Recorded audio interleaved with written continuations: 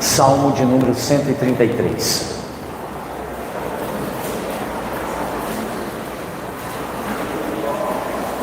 É um salmo pequeno, mas com uma grande mensagem.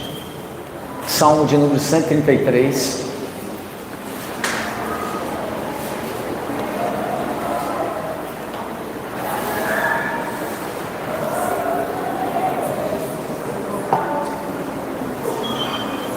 A palavra de Deus, no Salmo 133, nos diz o seguinte: Oh, como é bom e agradável viverem unidos os irmãos.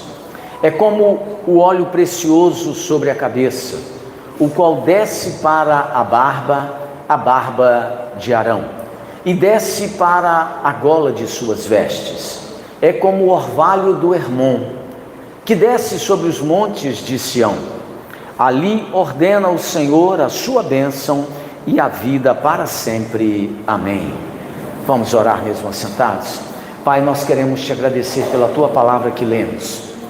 E agora nós te pedimos, Espírito Santo, que o Senhor possa ministrar esta palavra ao nosso coração, despertando a nossa vida, levando-nos, ó Deus, a obedecer e a viver em conformidade com aquilo que temos escutado e aprendido nas Escrituras Sagradas.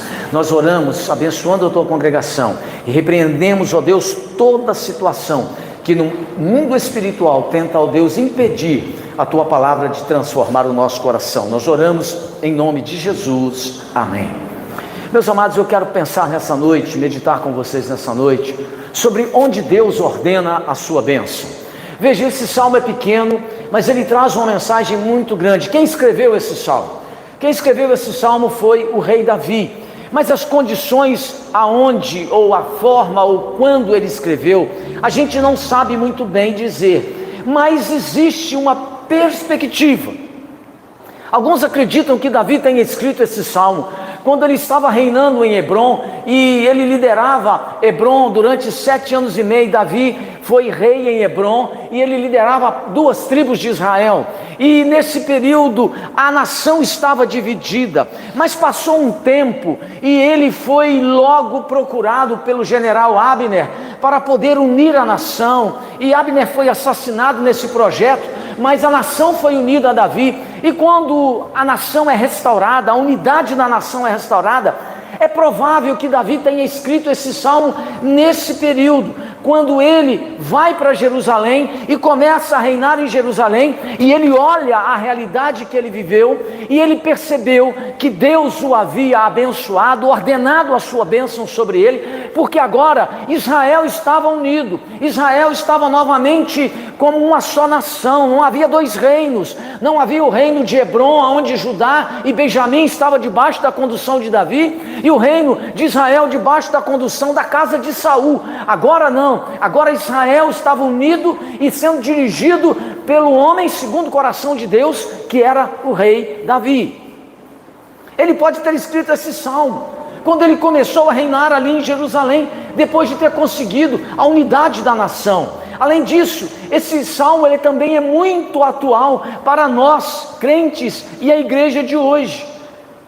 Por quê?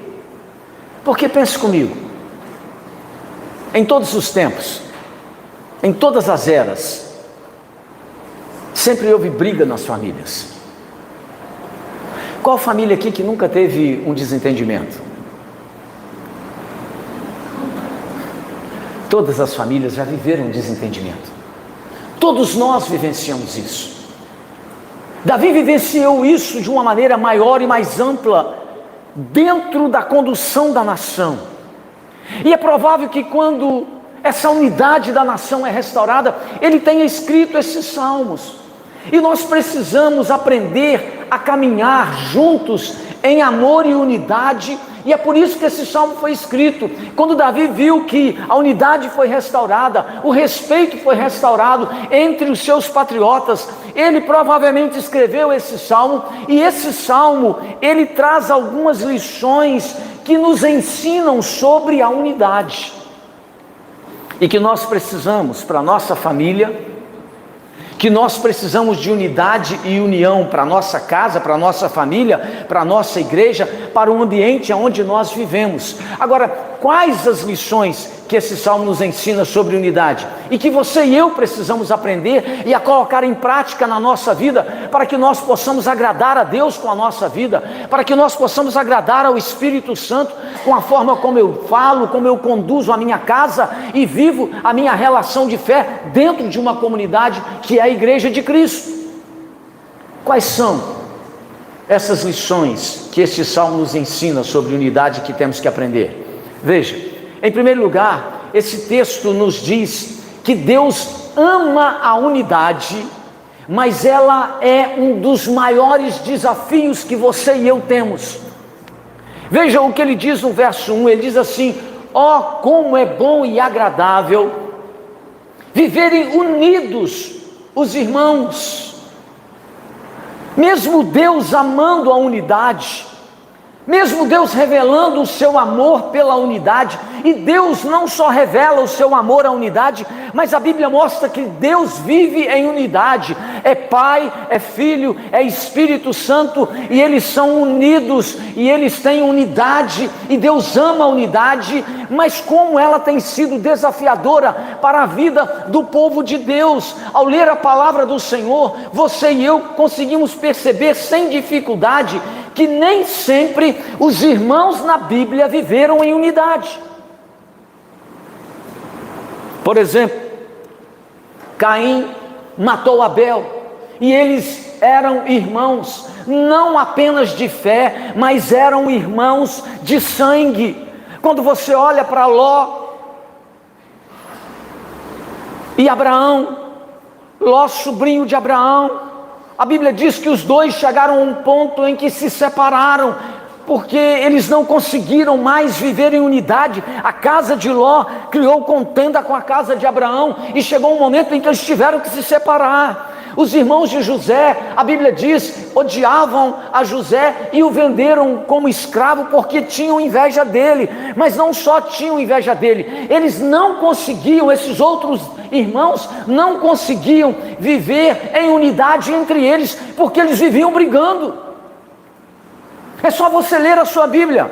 Quando você olha para a vida de Miriam e Arão, a Bíblia nos mostra claramente que eles criticaram seu irmão Moisés quando ele liderava o povo de Deus rumo à terra prometida. Aqui são os irmãos que se levantam contra a autoridade de um outro irmão mais novo que liderava a nação e o povo de Deus. Ou seja, mesmo dentro dessa família, mesmo dentro dessa casa sacerdotal, eles não conseguiam viver em unidade.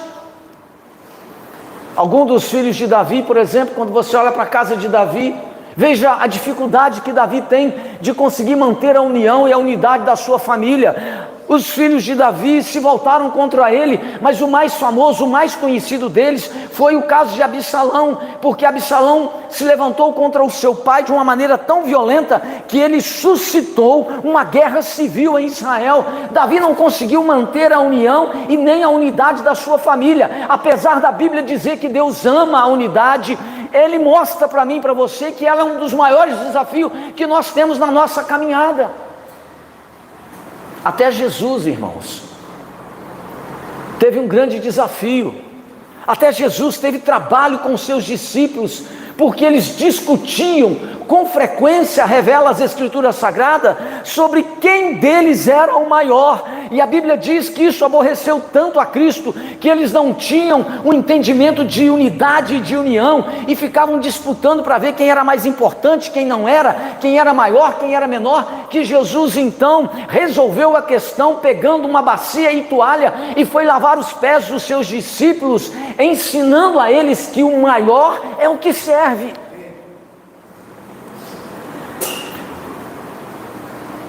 Deus ama a unidade, Deus ama a união, mas ela é o maior desafio que nós temos, porque quando você olha para a vida, por exemplo, de Paulo e Barnabé, você vai ver que os dois eram homens de Deus, mas as Escrituras nos revelam que eles tiveram um desentendimento sério por causa de João Marcos, e por fim, o desentendimento ficou tão grave, tão grande, que eles tomaram rumos separados, eles escolheram outros companheiros para ministério. A Bíblia mostra que Barnabé levou João Marcos consigo para uma direção, e Paulo tomou Silas e foi para outra direção fazer a obra de Deus. A unidade foi quebrada entre esses dois irmãos, a união foi quebrada entre esses dois companheiros de ministério durante um período. Deus ama a união, Deus ama a unidade, mas ela é o nosso maior desafio.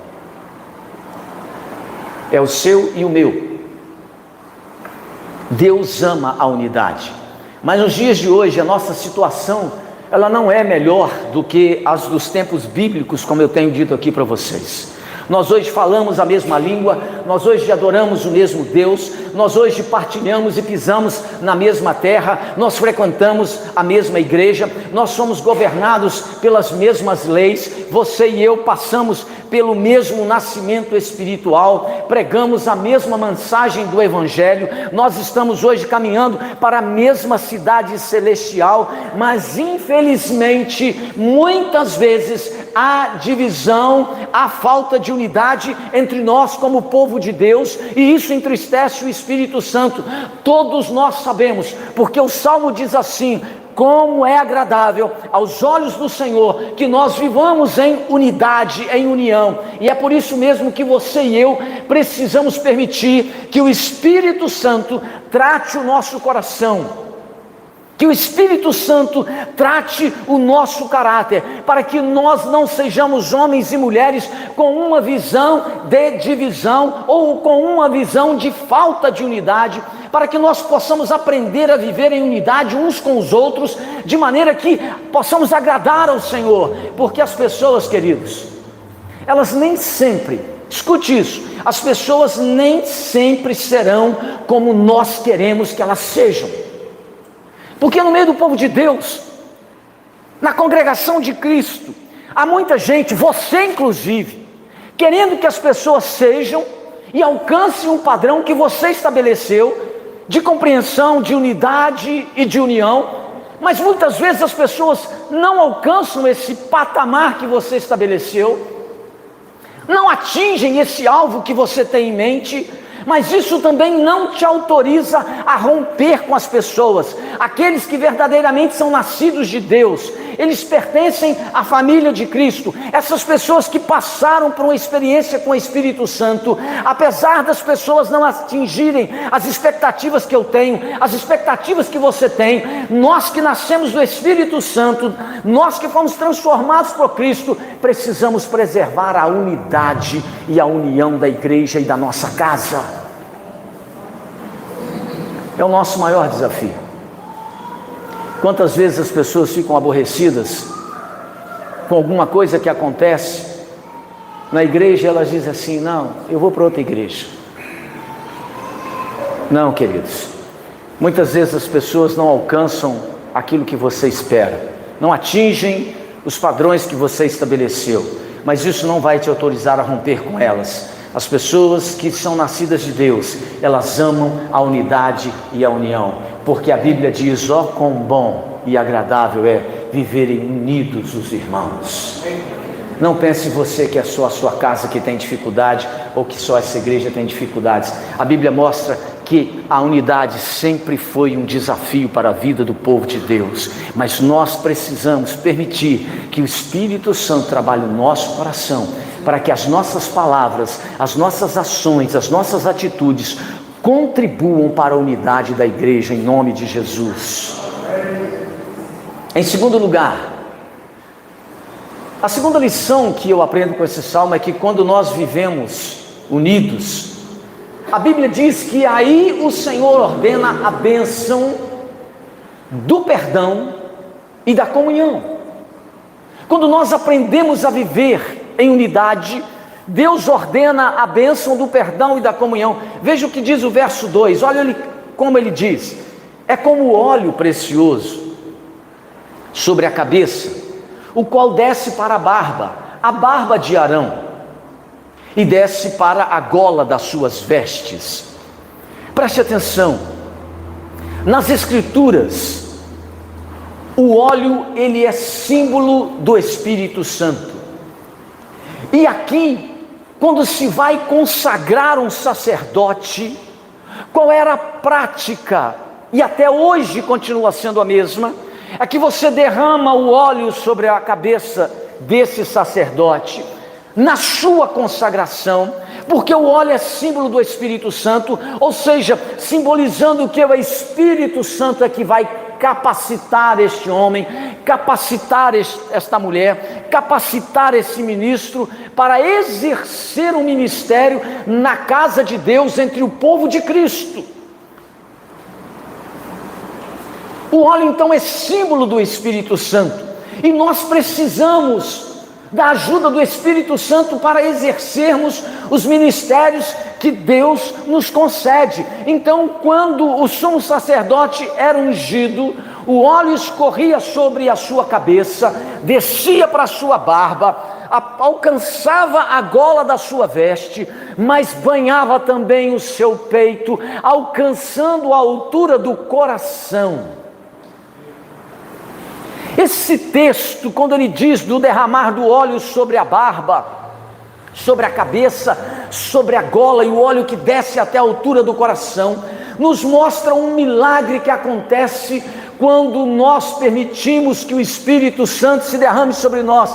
Ele toca o nosso coração, Ele traz a nossa vida para uma transformação e uma mudança. O Espírito Santo começa a gerar unidade no nosso meio. O Senhor Jesus derrama em nossos corações, através do Espírito Santo, a capacidade de perdoar e a capacidade de ter comunhão com as pessoas. Quando nós somos banhados pelo óleo do Espírito Santo, Ele derrama graça sobre o meu coração e sobre o seu coração.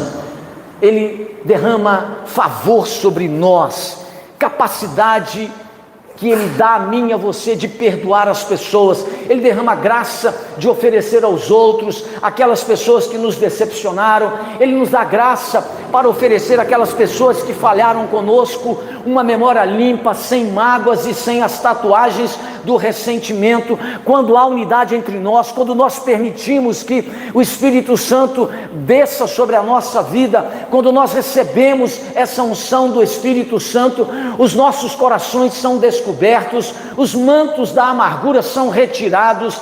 Quem não conseguia, agora consegue perdoar. Quem não esquecia a ofensa, agora consegue esquecê-la. Quem tinha a alma pesada e ferida, agora recebe alívio e cura, porque o óleo do Espírito Santo, quando é derramado sobre nós, toca o nosso coração, nos ensina a perdoar e a ter comunhão. Ele diz: ó, quão bom e agradável é viverem unidos os irmãos, porque nós precisamos de ser tocados por essa unção do Espírito Santo. Quando a unção do Espírito Santo desce sobre a nossa vida, ela promove unidade, ela promove união, ela quebra as cadeias, há brilho no rosto, alegria nos olhos, e o nome de Jesus é exaltado na minha e na sua vida. Quando há unidade entre nós, a Bíblia mostra que Deus nos abençoa com um coração perdoador. O Senhor fortalece entre nós os laços de amizade e comunhão, todo o peso é removido e a vida é ordenada em nosso meio para sempre. Então, querido, nessa noite, o meu desejo é que você experimente essa unção do Espírito Santo, esse óleo de Deus sobre a sua vida, sobre a sua cabeça, para que desça até o seu coração e possa gerar uma capacidade de perdoar e de ter comunhão, de ter alegria, satisfação, de celebrar o nome do Senhor em unidade, de viver em unidade dentro da sua casa, com a sua família e com o corpo de Cristo, que é a igreja do Senhor. Esse salmo nos diz que a unidade, quando ela é vivenciada, ela traz a presença do Espírito Santo para o nosso meio. Que você seja um homem ou mulher que procure viver em unidade e união, para que você experimente mais dessa graça do Espírito Santo sobre a sua vida, querido. Em terceiro lugar, quando nós vivemos unidos, diz aqui esse texto, ele diz que aí o Senhor ordena a bênção da misericórdia.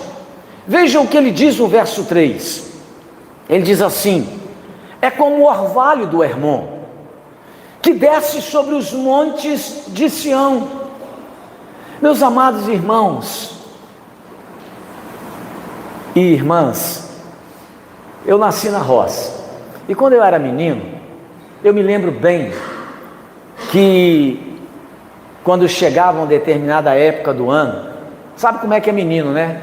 Gosta de ficar fazendo bagunça na roça, brincando até tarde lá fora, no quintal, no terreiro. E aí a minha avó gritava assim: menino, sai do sereno, não é? Sai do sereno, você vai pegar uma constipação, não é verdade? Você lembra desse negócio? Os mais novos aí vão lembrar desse negócio, não é? Não fica no sereno não, você vai adoecer. Você sabe por quê?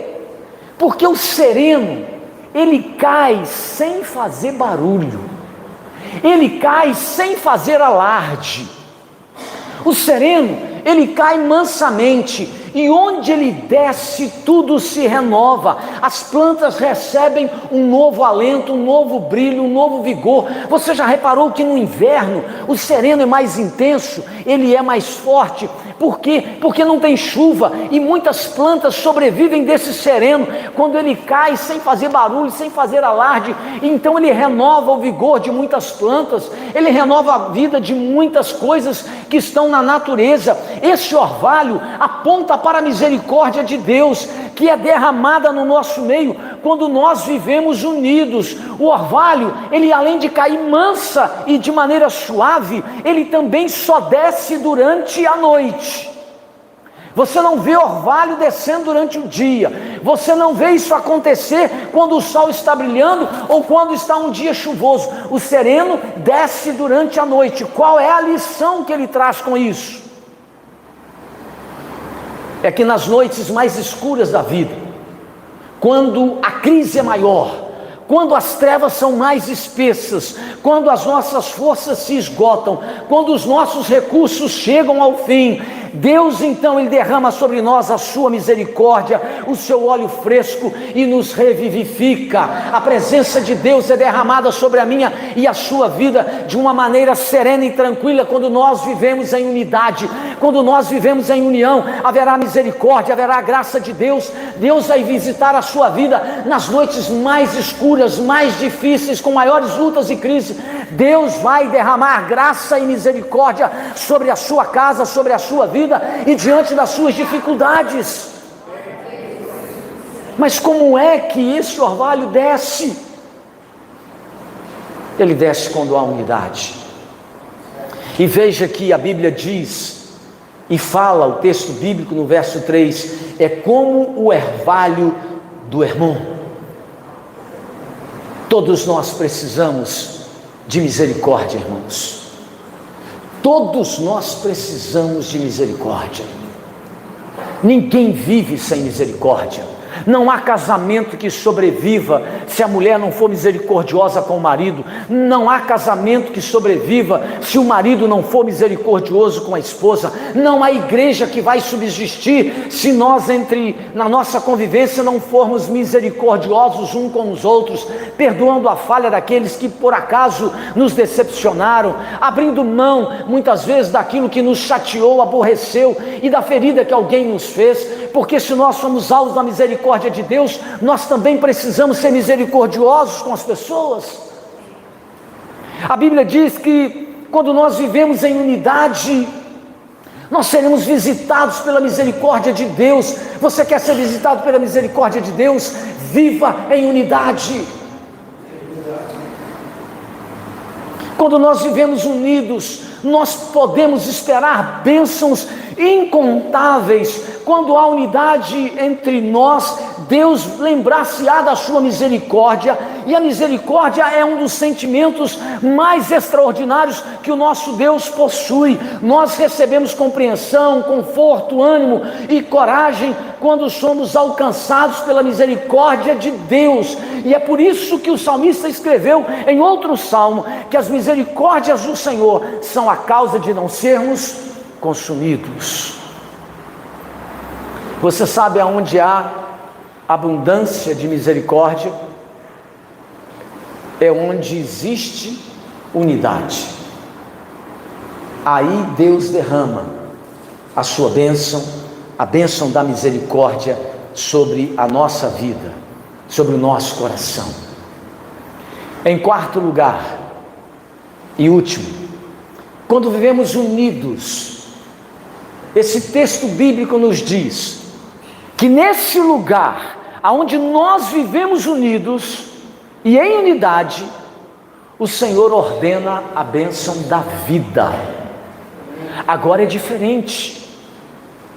Não é só a bênção do perdão e da comunhão, não é só a bênção da misericórdia, mas nesse local aonde nós aprendemos a viver em unidade, Deus ordena a bênção da vida. O final do verso 3 ele diz: ali, não é em qualquer lugar, ali ordena o Senhor a sua bênção e a vida para sempre. Meus amados, esse salmo fala das bênçãos de Deus que recai sobre o seu povo quando nós vivemos em unidade. Eu não sei se você já reparou, eu não sei se você já percebeu, mas muitas pessoas, por exemplo, elas não querem nada com a verdade, nada com a justiça, não querem nada com a santidade e nem com o evangelho, mas elas vão em busca de bênçãos se ela é anunciada em algum lugar. De vez em quando a gente liga a televisão e vê uma chamada aí de uma rede, de uma igreja, e eles dizem assim: essa é a terça-feira do milagre urgente. A chamada dessa rede, dessa cadeia de igreja, a terça do milagre urgente, a promessa da bênção. E tem muita gente que não quer nada com a verdade, não quer nada com a santidade, não quer nenhum compromisso com Cristo, mas quando você vai nesse local, nessa comunidade que anunciou a terça do milagre urgente, está cheio de gente. Gente que às vezes não quer compromisso com Deus, mas ela quer a bênção. E de fato a Bíblia diz que o único que é capaz de abençoar a minha e a sua vida é Deus, mas o Senhor Jesus estabelece na sua palavra algumas condições para fazer aquilo que Ele mais gosta, e o que Deus mais gosta é de abençoar a sua vida, a minha vida, a nossa vida. Mas existem algumas coisas que Deus estabelece para poder abençoar a nossa vida. O Salmo 89 nos informa que ninguém é comparável ao nosso Deus, e que entre os seres celestiais, diz o salmista no Salmo 89, ninguém é semelhante a Ele. Mas esse mesmo salmo afirma que Deus é sobremodo tremendo na assembleia, na congregação, na reunião dos santos. Ou seja, existem certas coisas que Deus vai derramar sobre a sua vida só se você estiver em unidade com a igreja, só se você estiver num culto como esse de celebração, porque o salmista no Salmo 89 diz que Deus é sobremodo tremendo na assembleia dos santos, na reunião do seu povo. Eu não sei explicar, mas há certas coisas que Deus só gosta de fazer aqui na igreja, durante um culto, durante uma ministração. A Bíblia diz que Ele é tremendo nesses momentos, muito maior do que quando você fica na sua casa assistindo pela internet. Não, Deus tem algo que Ele quer realizar na sua vida, neste local, quando estamos juntos, celebrando o seu nome, glorificando o seu nome, exaltando o seu nome. Por isso você e eu precisamos preservar a unidade da igreja, do culto, da celebração, porque estás glória para o nome de Cristo. Ele ordena a vida no meio da congregação, quando nós estamos unidos para celebrar o seu nome. O Salmo 133 diz: ó, como é bom e agradável viverem unidos os irmãos. E ele diz no final do verso 3: ali ordena o Senhor a sua bênção e a vida para sempre. Se alguém te perguntar algum dia onde é que Deus ordena a sua bênção e a vida, nós podemos responder sem medo de errar: é onde vivem unidos os irmãos. Desde os tempos mais antigos, sempre foi assim e com certeza nunca será diferente. O Senhor Jesus confirmou e alargou em generosidade esse critério divino ao dizer lá em Mateus, no capítulo 18, verso 20, o seguinte: onde estiverem 2 ou 3 reunidos em meu nome, ali estarei no meio deles. A unidade do povo de Deus, ela nunca dependeu do número de pessoas e nunca dependeu da quantidade das pessoas que estão na congregação, mas a unidade do povo de Deus, Jesus disse: basta que estejam 2, que tenham 3 e que eles estejam unidos, ali eu estarei presente. Mas se tiver mais de 2 ou 3, melhor ainda, porque Deus será sobremodo tremendo nessa congregação. Quantas e quais são as bênçãos que o Senhor Jesus ordena, aonde vivem unidos os irmãos? É praticamente impossível a gente enumerar essas bênçãos. Já dizia um dos hinos que nós cantávamos há muitos anos atrás: quantas bênçãos, dize quantas são, derramadas por quem? Pelas divinas mãos. Vem dizê-las todas de uma vez, pois verá surpreso o quê? O que Deus já, o quanto Deus já fez. Então, amados, eu quero terminar a minha palavra dizendo para você que não importa o tempo nem o lugar, basta que nós vivamos em unidade e amor, para que o Senhor ordene a bênção e a vida para sempre na sua casa, nessa igreja, na nossa vida, quando nós aprendemos a viver em unidade e união. Que essa seja uma verdade que o Espírito Santo aplique sobre o seu coração, sobre a sua casa, sobre a sua vida, em nome de Jesus. Vamos ficar de pé e vamos orar.